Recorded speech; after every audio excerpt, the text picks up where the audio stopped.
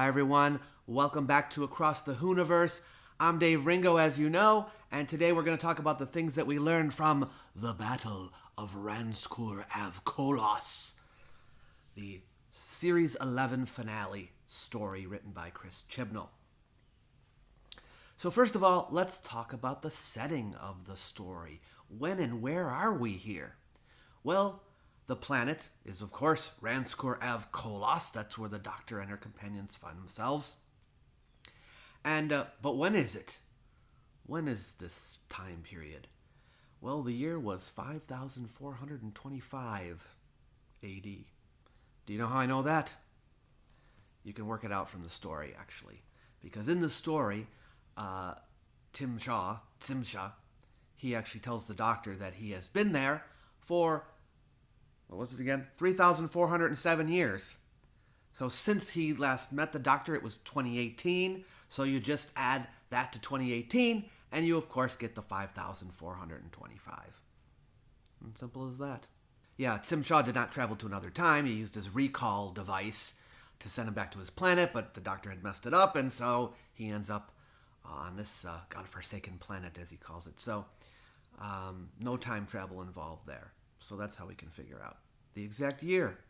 Now, the planet has some interesting features. The Doctor says, the TARDIS is reporting that the planet's transmitting violent psychotropic waves throughout its atmosphere.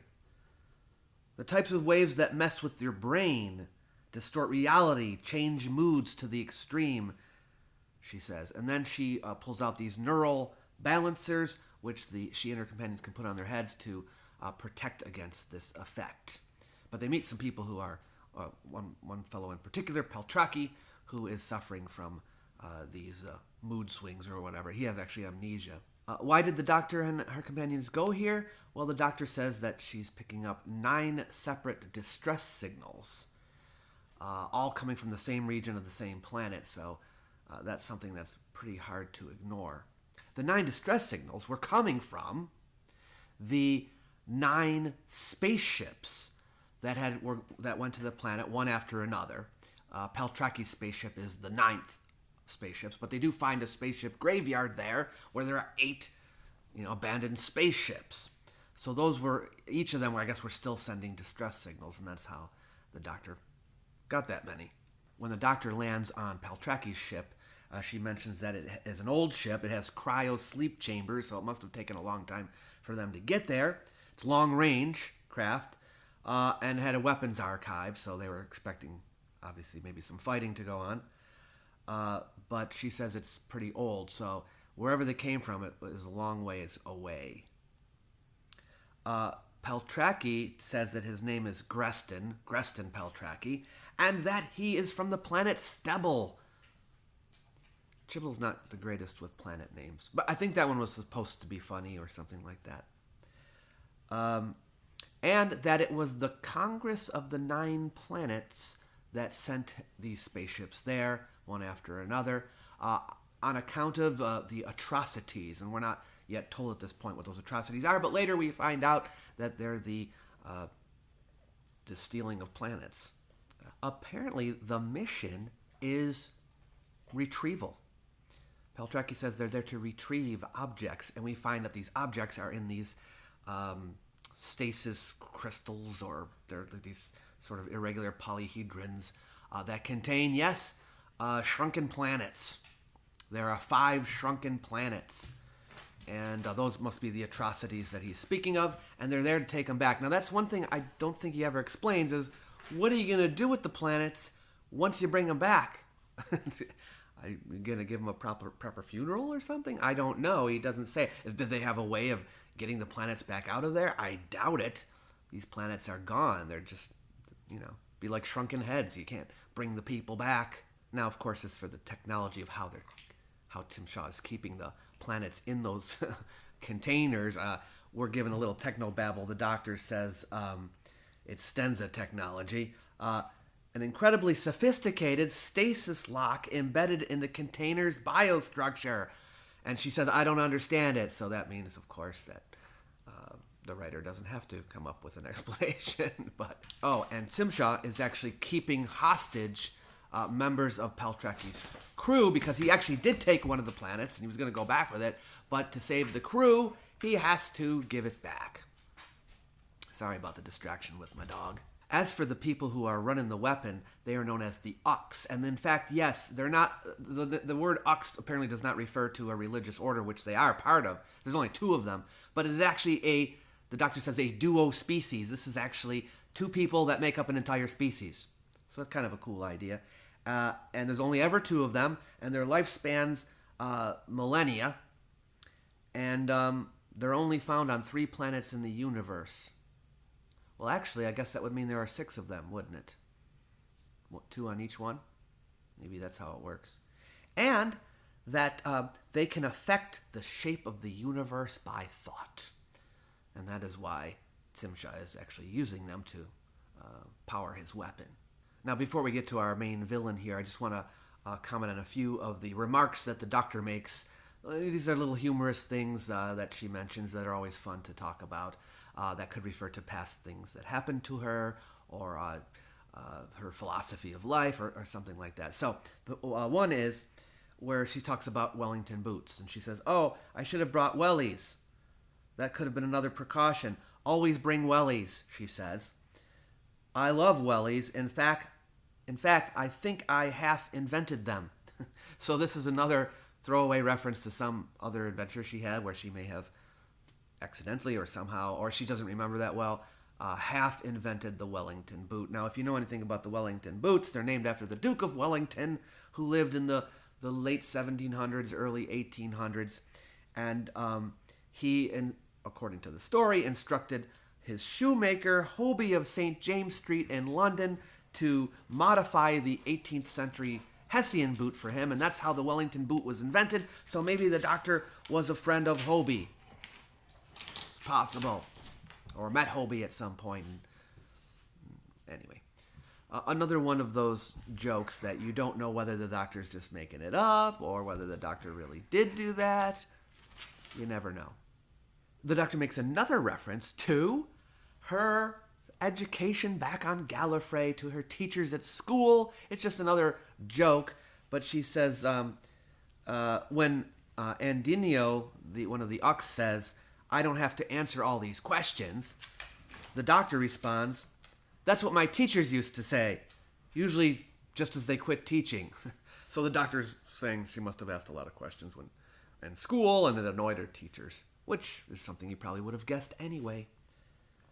But more interesting than those comments was the one she makes to Ryan. Now, I don't know if you remember this, but back in an earlier one of these episodes, I talked about how, this is in the Ghost Monument, where why was the doctor so upset about Ryan using a gun when the doctor uses violence in other ways? You know, what's the big problem with the gun? And also in Arachnids in the UK, my dog wants to play tug of war.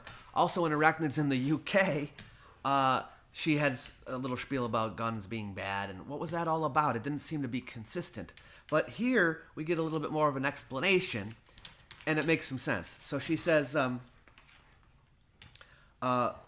she pulls out some grenades and a bomb from Paltreki's ship, so that, just in case we need these. And then Ryan questions her and says, "What happened to never do weapons?" And she responds and says, "It's a flexible creed. Doors, locks, walls, buildings, fair game. If it can be rebuilt, I'll allow it." So, yeah, we can destroy inanimate objects, is what she's saying. But then he presses her on it. He says, no, you stopped me shooting at sniper bots before. Sniper bots can be rebuilt, right? So what's the problem with them? And then she says, "You were new. I have to lay down the rules if someone's new. Also, don't quote that back to me. My rules change all the time." So, and that is true of the doctor. We already know that about the doctor. It does make sense, though, that she wouldn't want new companions just to, okay, you can carry guns, you can kill or shoot people whenever you want. That's very dangerous when you're traveling through time. You never know how you're going to alter the historical timelines and so forth. So it would be similar to, like, the Ninth Doctor telling Rose not to save her father. It doesn't mean that he's against saving people from car accidents in general. It just means you got to be careful when you're traveling through time. You can't just go around killing people. So Yeah, but the Doctor, of course, has killed people before. All right, so now we get to our main villain, and that would be Tim Shaw, or Tim Shaw. And I think the battle between the Doctor and Tim Shaw is actually what the Battle of Ranskoor of Kolos is, referred to in the title. But he's a returning villain. We saw him in The Woman Who Fell to Earth in the very first episode of this series, and he is back for the finale. And he explains to the Doctor what happened to him. He says that, you corrupted my recall device, banishing me across the universe to this desolate rock for the rest of my existence, unable to leave without dying. This was my curse for failure. So, yeah. Now, he's on life support, which, by the way, makes him easier to kill. I heard some people complaining about Graham being able to, defeat him just with a shoot to the foot. But he was like, he detached himself from his life support, which means he's in the process of dying. He wouldn't be able to survive that way. He was very weak. So it makes a little bit more sense to me that he'd be able to be defeated in that weakened state. But so he reveals his plan as the destruction of Earth. He's going to do to Earth what he did to those other planets. I'm assuming that the other planets were just test cases, or or he was attacking maybe the planets that were giving him trouble for some other reason. But yeah, he says he wants revenge on the Doctor and he's going to destroy Earth. I don't know if he thinks that the Doctor is from Earth. I think he knows that she's not, but maybe because she likes Earth. This is his way of punishing her. And then, of course, with the help of the Ux, the Doctor defeats Tim Shaw. And no, he is not killed, but much like Davros at the end of Destiny of the Daleks, he's put into a stasis chamber by Graham and Ryan. And so that indicates perhaps that he will be returning once again. Maybe he will come back next season. So I don't think we've seen the last of Tim Shaw. But anyway, those are some of the things that I learned in this particular story. Is there anything I left out? Some other references, some other lore that you may have caught that I missed? Please let me know down in the comments section below. Thanks for watching the video. If you did like it, please subscribe. I have more coming out on other topics that you might be interested in. We'll have a break until series... well, actually, no. We've got a special coming up, so I will be doing another one for that. Anyway, this is Dave Ringo. Thanks for watching, and I'll see you next time.